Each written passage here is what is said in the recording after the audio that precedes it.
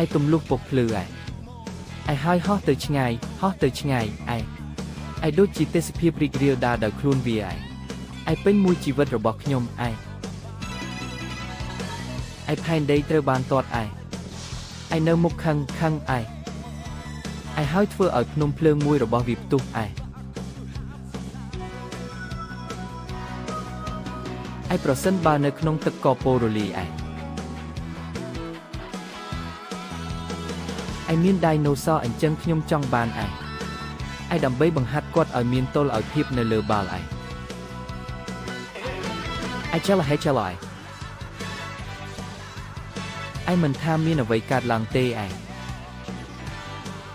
ខ្ញុំមានអារម្មណ៍ថាគ្មានអ្វីអាចរំខានខ្ញុំបានទេចល